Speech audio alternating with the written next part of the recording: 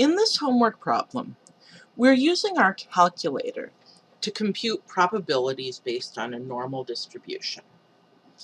And so this problem is as much about our fluency in using the calculator as it is about our fluency in actually solving the problem. The first question we're asked, though, is to say, what is the random variable that we're talking about? Whenever we're talking about something being normally distributed, that something is a random variable. It's a variable, some property, that is associated with a randomly selected individual in the population.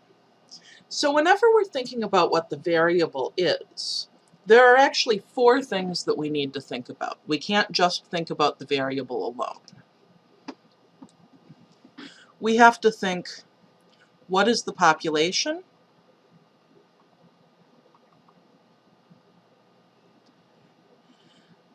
Who are the individuals in the population? And then, what is the variable? That is, what question are we asking about each individual? And then finally, is that variable quantitative, a number? Or is it qualitative, a word, a yes or no, a category?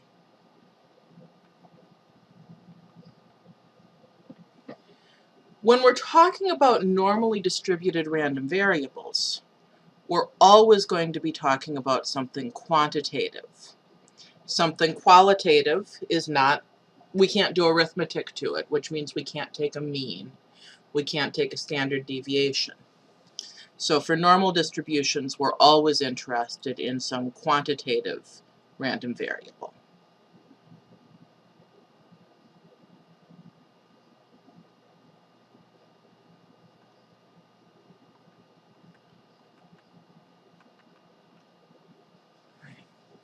So this story tells us that in the United States, males between ages 40 and 49 eat on average 103.1 grams of fat every day, with a standard deviation of 4.32 grams. Assume the amount of fat a person eats is normally distributed. So this is actually telling us all three of these things. Right? Our population consists of US males age 40 to 49.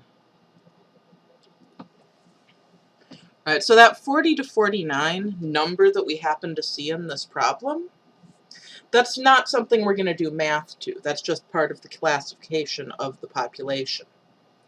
So the population consists of all the males in the US aged 40 to 49. So an individual is any particular male.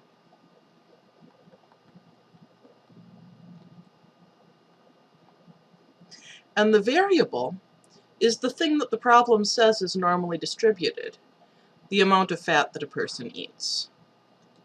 So for each particular male, the variable is how much fat he eats.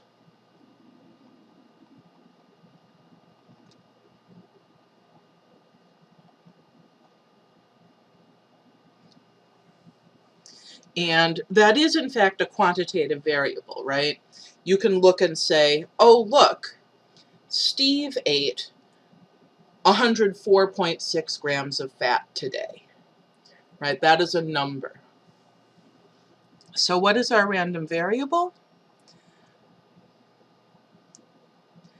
It is the amount of fat consumed by a single individual, the fat consumption of a randomly selected male in the US between the ages of 40 and 49. Okay, so that's the first question. The other four questions are all going to use the same function on the calculator. They're all going to use the normal CDF function.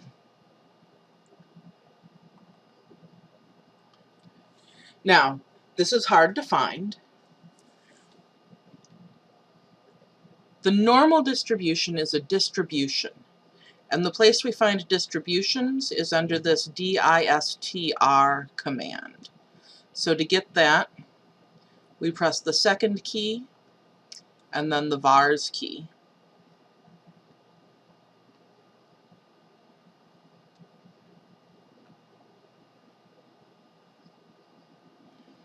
And we want NormalCDF, which is option 2. So you can press the number 2, or you can scroll down and select option 2. Okay. So if you've been experimenting with the NormalCDF, you'll already have a bunch of stuff entered. You need to enter the information in your problem. There are 4 pieces of information that the NormalCDF needs. It asks for lower. That's the lower bound.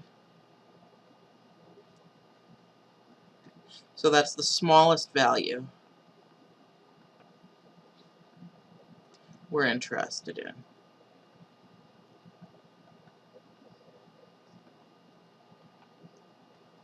It asks for upper. That's the upper bound.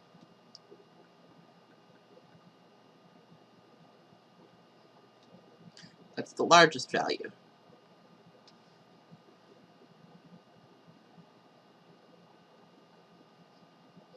We're interested in.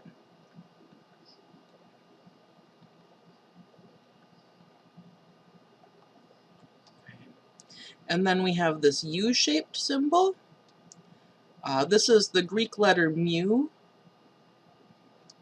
and that represents the mean. This O-shaped symbol, this is the Greek letter sigma, and that represents the standard deviation. Okay, so this sounds pretty straightforward, except that this is not the way we're given the information in our problem. I mean, we're good on the mean and the standard deviation. In fact, you'll notice that I have the mean and the standard deviation for this problem already typed in. But what we're asked here, first of all, is to find the probability. So this NormalCDF is a tool for finding the probability.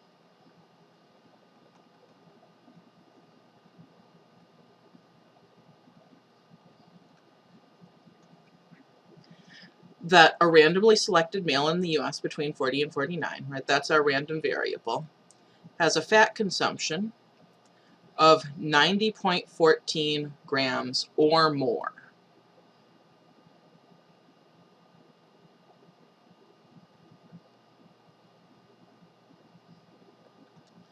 Okay, what does that mean?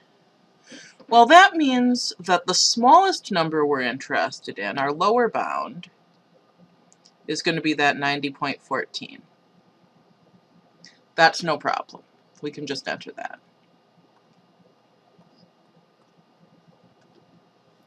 But what about our upper bound?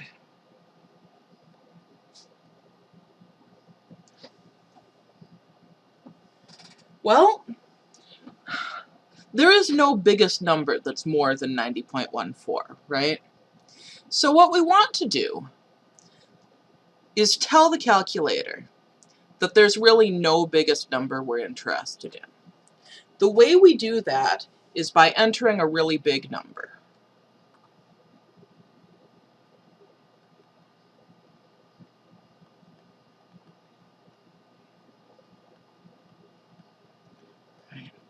The number we're going to enter is notated in the calculator as 1, and then this little letter E, and I'm going to show you how to enter that in a minute, 99.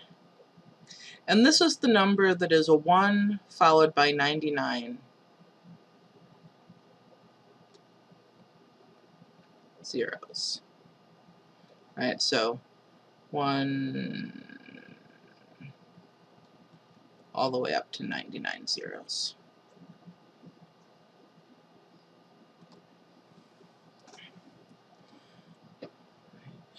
What this little E indicates is something called scientific notation.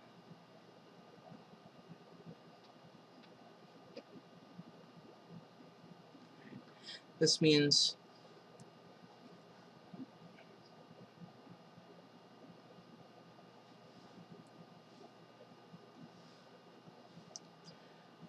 one times 10 to the 99th, if you're familiar with scientific notation. If you're not familiar with scientific notation, don't worry about it. We're going to talk about everything we need to know about scientific notation in order to finish this homework right in this video. So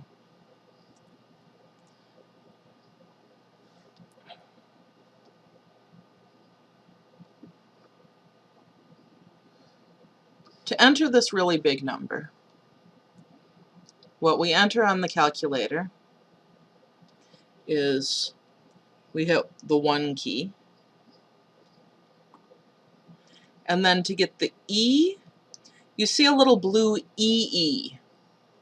The difference between the E and the EE is highly technical, and I'm not going to go into it. But we hit the 2nd key, and then the comma key. And then 99.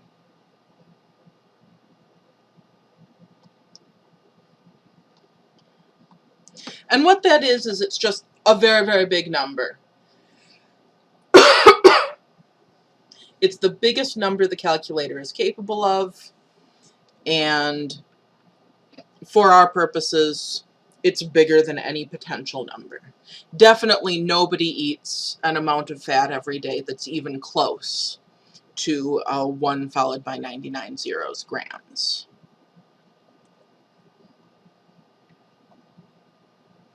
And so that gives us the probability.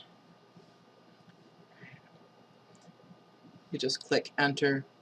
Notice it actually showed us the command here, right? If you don't have the stat wizard set up on your calculator, you will need to type in the values like this, just separated with commas.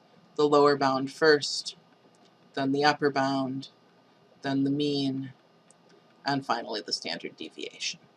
So if when you select NormalCDF, it just gives you NormalCDF and then a parenthesis, enter lower bound, comma, upper bound, comma, mean, comma, standard deviation. Okay, so that gives us the probability, and the instructions tell us to round to 4 decimal places. So that gives us 0.998, and then 6, the next digit's a 5, so we round up and we get a 7. Okay, so that's that one. The next one asks us to find the probability that a randomly selected male between the ages of 40 and 49 has a fat consumption. So the value of our random variable is 111.84 grams or less. Okay, so now instead of something or other or more, we have something or other or less.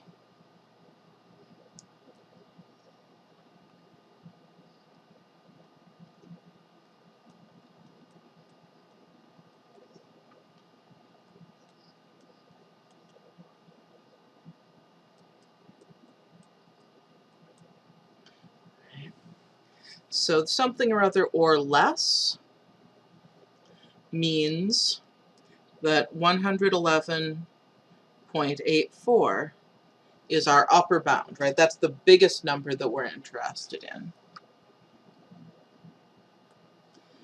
And for our lower bound, we'll just have to enter well, okay. So in this problem, negative numbers don't make sense, right? You can't have negative fat consumption. But the normal distribution doesn't care about that. In the normal distribution, you can go ahead and have negative numbers all day long. So what we need to do in order to say that there is no minimum is we need to enter a very big negative number.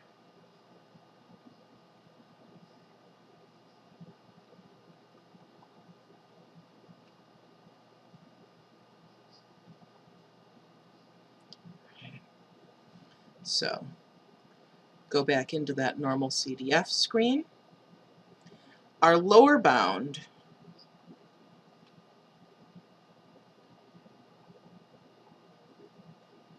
is going to be just the negative of our very big number. So negative 1e99. So we'll say negative 1, second comma, 99.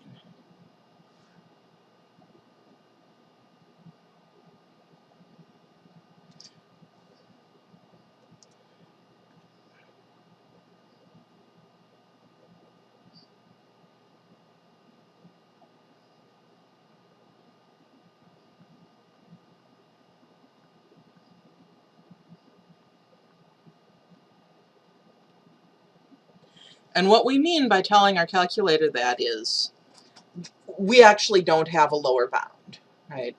The lower bound is the lowest number that you can think of. Then our upper bound, we said, was that 111.84.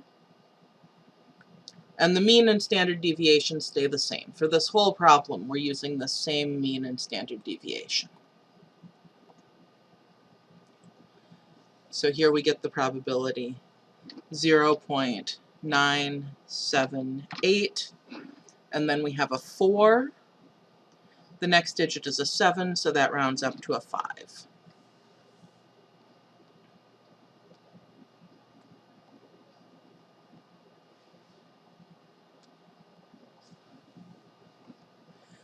Okay, now we have 2 more questions here. This next one is actually really easy because we're asked what makes the value between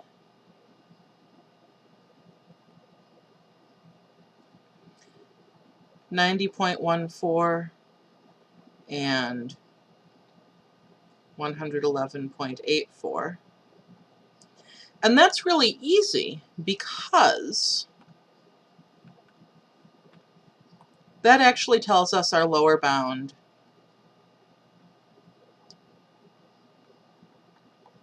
and our upper bound.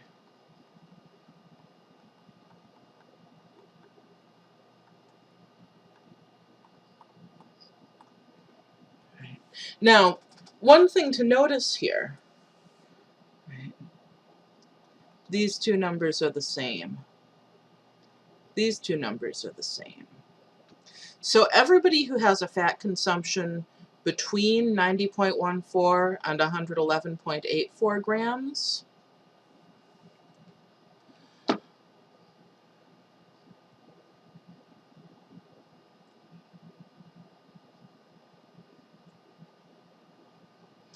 well, they have a fat consumption over 90.14 grams and under 111.84 grams. So this should be less than either one of these 2 numbers. Right, that's just a quick reality check to give yourself.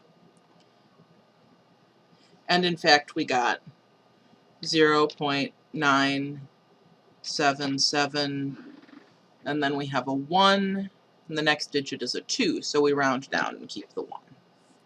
Okay, so, that seems to be everything that can happen, right? We can have no lower bound, but have an upper bound. That's when we use that negative 1e99. We can have an upper bound, but no lower bound. That's what I just said. Or we can have a lower bound, but no upper bound. That's when we use the positive 1e99.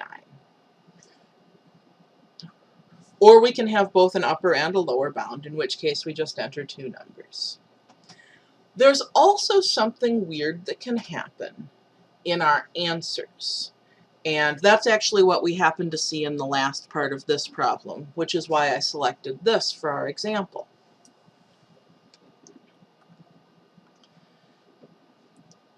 When we're asked about this at least, 118.22.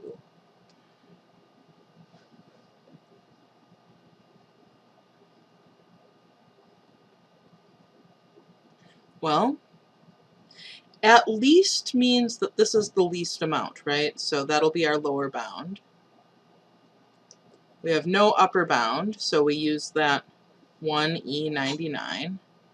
Nothing new so far. 118.22.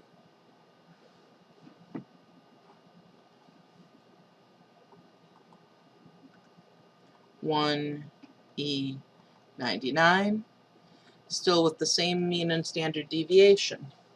But now, when I actually run this, something goes weird. And the weird thing that we see is this E-4. You'll also spot that you have a number bigger than 1, and that doesn't make any sense, right? Because we're talking about a probability. It has to be less than 1. So what the calculator says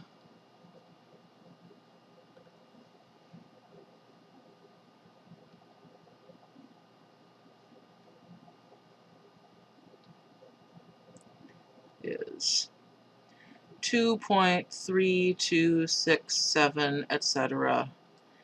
E-4. Okay, this is the same E that we used in that E99. And again, this represents scientific notation. And the way that you should interpret a number that's given to you in scientific notation is as telling you to move the decimal point. So E-4 means move the decimal 4 places to the left. If you happened to have a positive number, that would tell you to move the decimal point places to the right. That won't come up in this kind of problem. But if it were positive,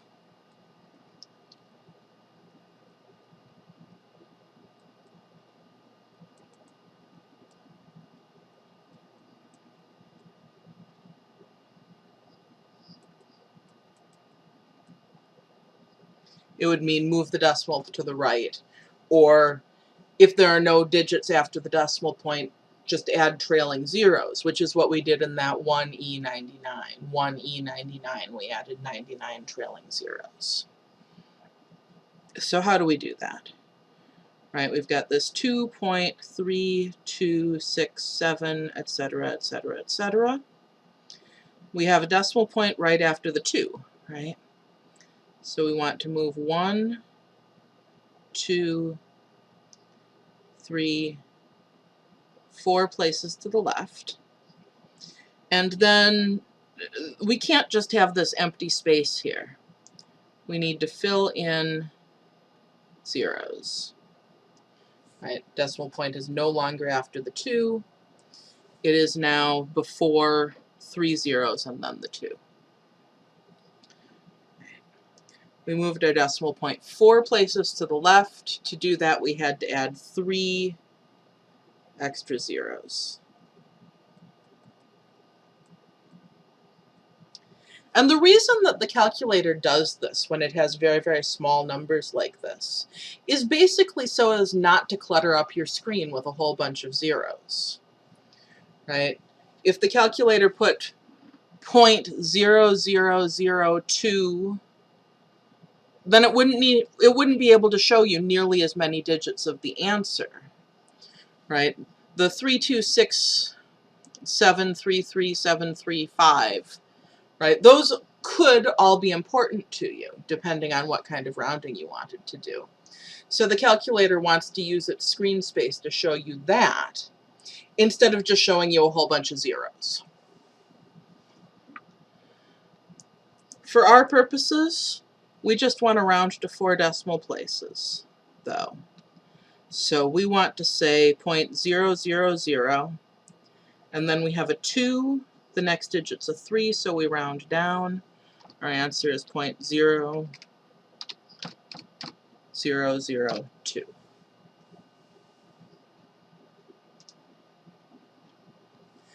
And so that's what we do on these questions. If you don't get any answers that have this E in them, then you don't need to do this last part. But if the calculator does display an answer with an E something negative, that's how you deal with it.